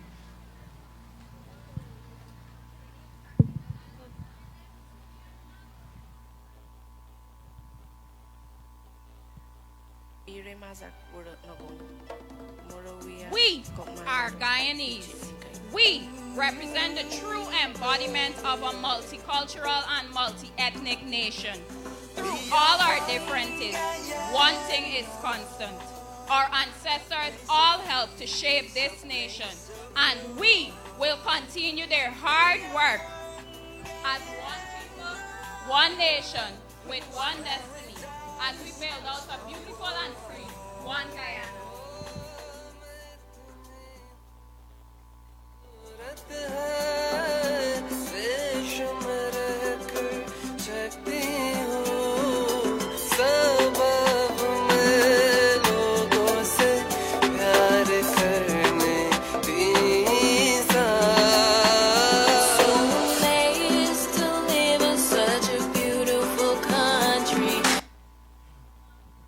At this time, we will welcome on stage, representing the Africans, Best Art Studio, comprising of students from Bladen Hall, Multilateral, and St. Stanislaus College. Put your hands together as Best Art Studio presents to us an African piece in the form of a dance.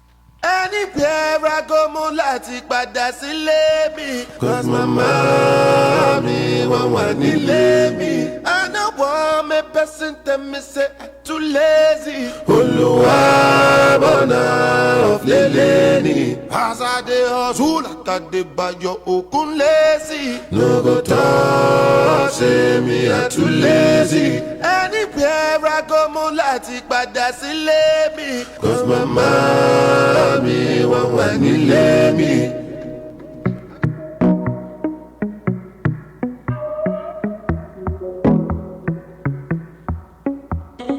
Funkilla.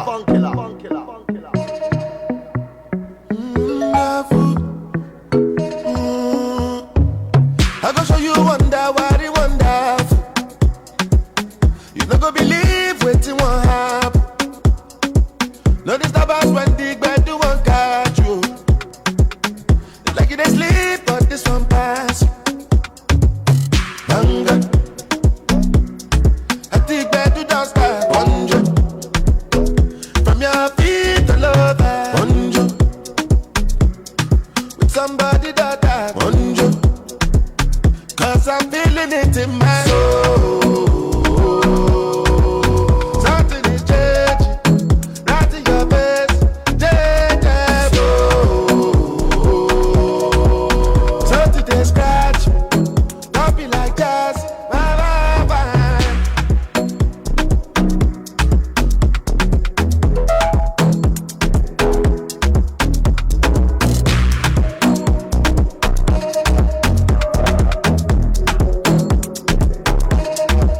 Anywhere I go, mo láti padà sílé mi. 'Cause my mommy won't want to leave me.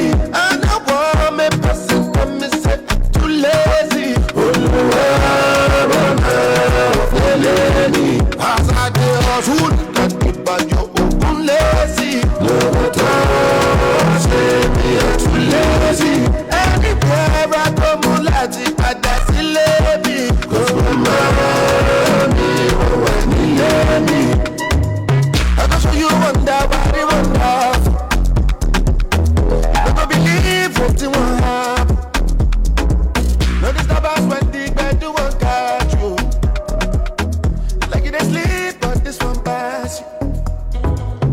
Hunger. I think bed do don't start. Wonder. From your feet all over. Wonder. With somebody that I wonder. 'Cause I'm feeling it in my soul. Something is changing. Right in your face. Something they scratch. Don't be like that. Bye, bye, bye.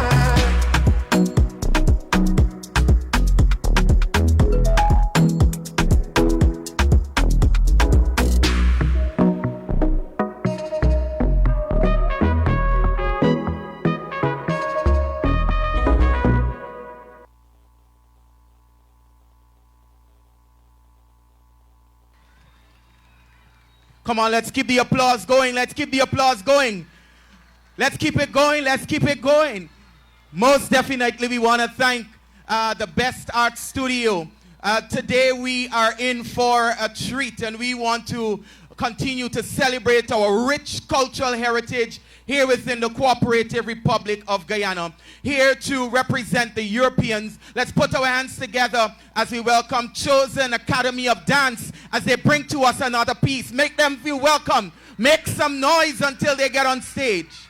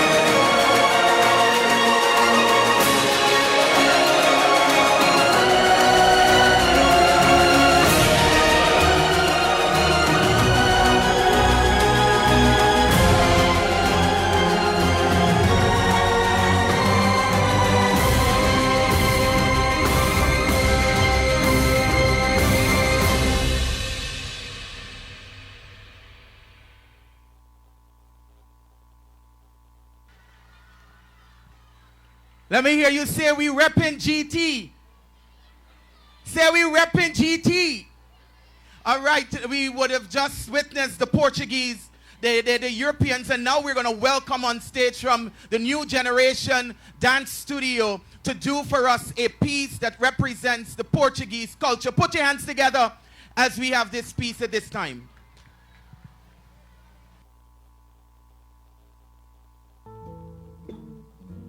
The children of Madeira, in honor of Portuguese arrival day in Guyana.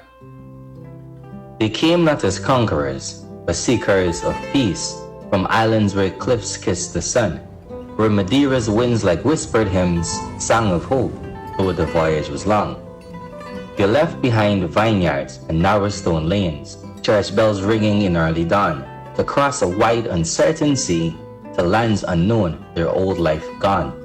In the belly of ships, with prayers on their lips, they arrived on Guyana's shore, with nothing but faith and willing hands and dreams they'd not held before. They were bound not by chains, but by hardship and toil. Indentured but proud and free, they planted their roots in the Demerara soil, with the heart of their ancestry. The smell of fresh masa, the taste of wine, the clang of a church bell's call. From border to La Penitence, they built up homes, they stood tall. Their names became the nation's own, Da Costa, the Fritas, and more. In bakeries, shops, in faithful hearts, their presence we can't ignore. They brought the rosary, the old guitar, the rhythm of Fado's ache, and taught us that strength is silent, but lives in each breath we take. They gave Guyana not only hands, but language, flavor, and grace. Their legacy lives in every street, your memory time won't erase. So let the candles light their path, let bells once more resound for the children of Madeira's shores who made this land their crown.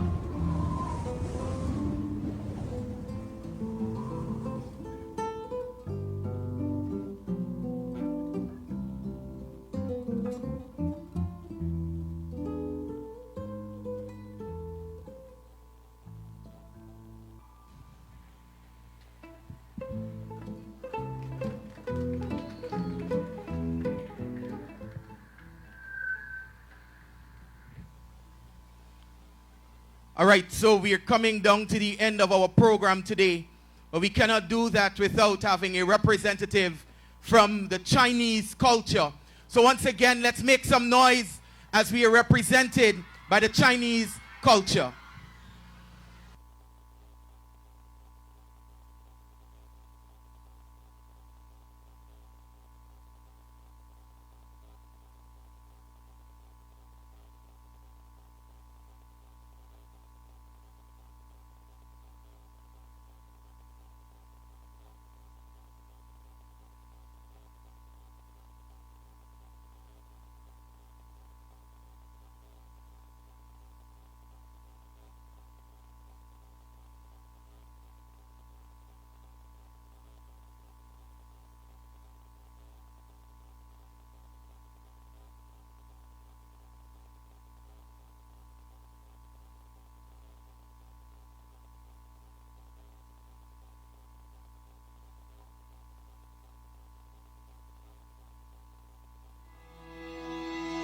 This Arrival Day, take a journey through time. Join the Ministry of Education on May 6th and 7th at the Arthur Chung Conference Center for a celebration of our rich, diverse heritage.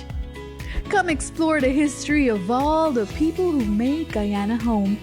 The Amerindians, Europeans, Africans, East Indians, Portuguese, and Chinese. Their stories are our stories. From the ancient wisdom of the Amerindians to the vibrant culture brought by our diverse ancestors. This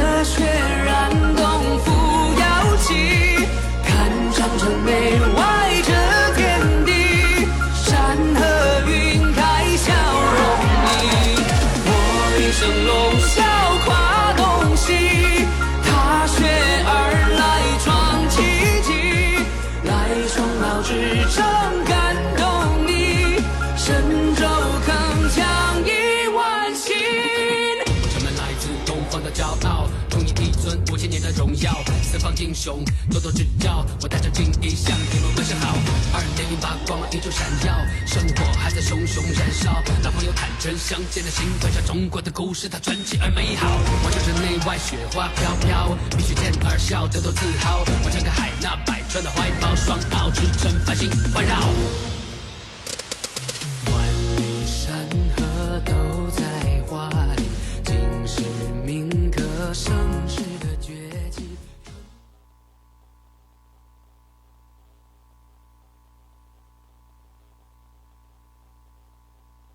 As one songwriter says, Guyana sweet, Guyana nice. Make some noise for Guyana today. I love it, I love it, I love it. Here at the Ministry of Education, when we do things, we do it big. And today we have one of our local artists here in the midst. At this time, when I think about what he is about to bring, the song is in English and in Hindi. And we are also reminded for as long as he could remember, he has been singing. Put your hands together, make some noise for Mr. Nayan Shankar, who will come to grace the stage at this time.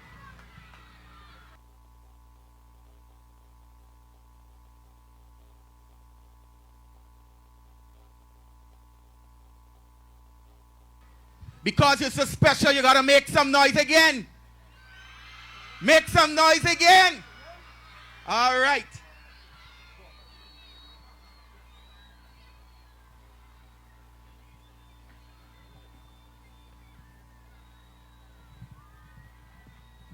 Hey guys, what's up? Yeah, you're gonna make some noise. Yeah? Okay. All right. So, this song is basically in Hindi and English. Could you guys sing the English with me? It's very easy.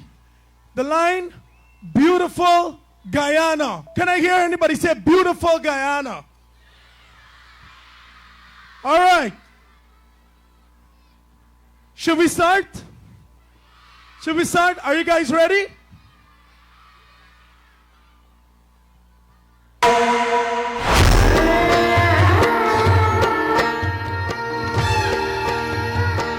Hey, wave your hands like this. All right. 1, 2. Oh, beautiful Guyana, ye hamare desh hai. Oh, beautiful Guyana, ye hamare desh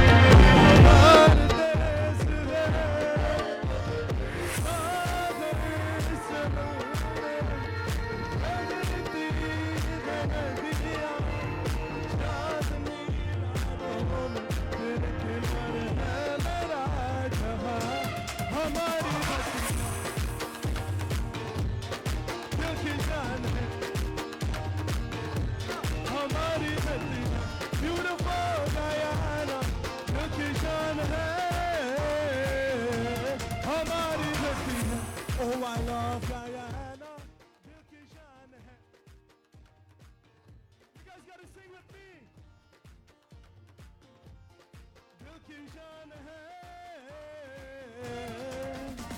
Oh, beautiful Guyana, ye hamare desh hai.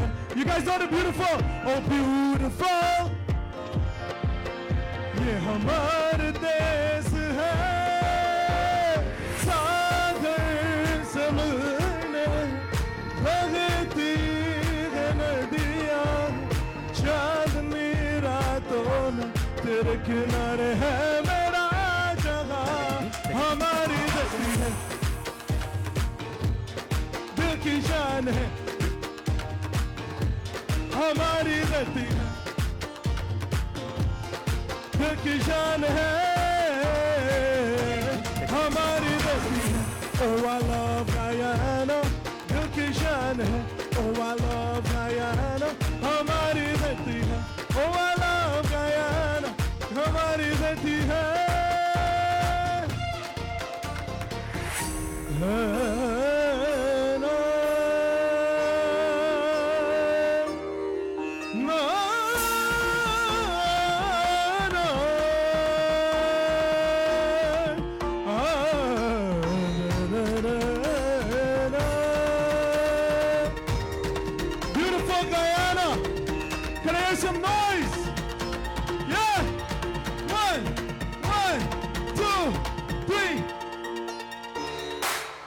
हमारी धरती है, दिल की शान है, हमारी धरती है, दिल की शान है, हमारी धरती है. Oh, I love Guyana. Oh, I love Guyana. हमारी धरती है. Oh, I love Guyana. दिल की शान है.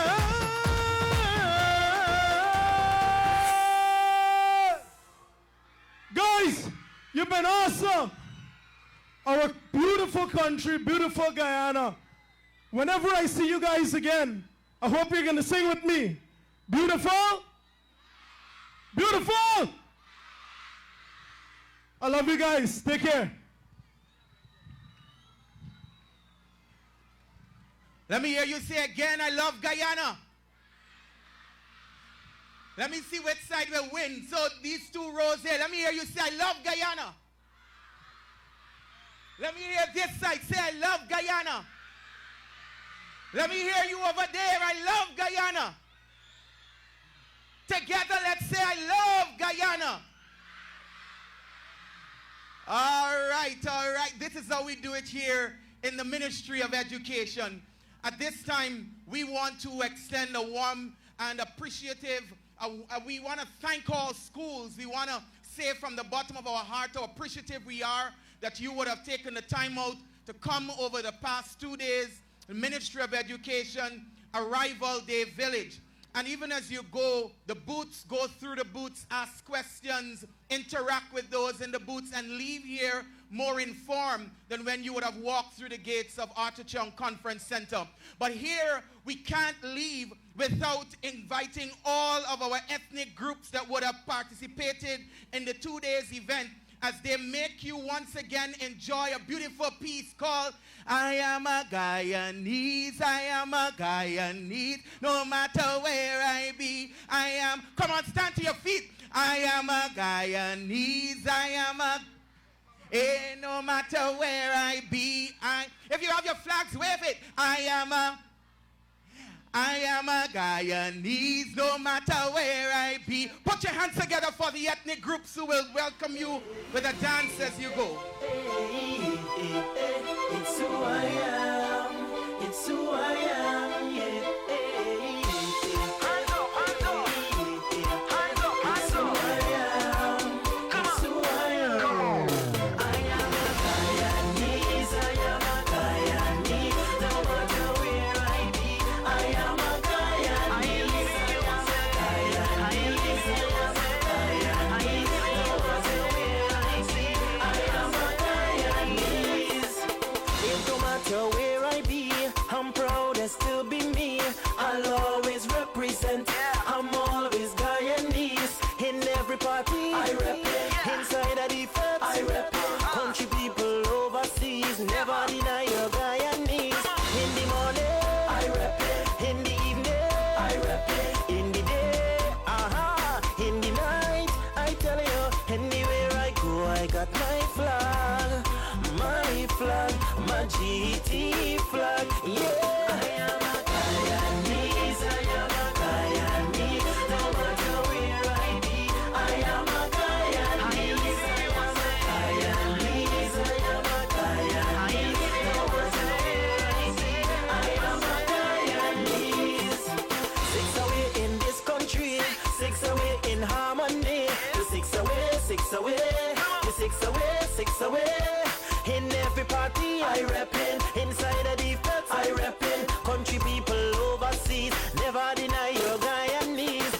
In the morning I reppin', in the evening I reppin', in the day, in the night I tell you, anywhere I go I got my flag, my GT flag, yeah. I am a Guyanese, I am a Guyanese. All right, we want to thank you for coming out, for gracing us with your presence. And so we want to invite all schools, the booths from the Amerindians, go through, come all the way to the Chinese. We don't want you to leave unless if you get an opportunity to visit all the booths. Teachers, thank you. Students, thank you. Parents, thank you. Do have a wonderful remaining portion of the day and safe journey when that time comes for you to go home.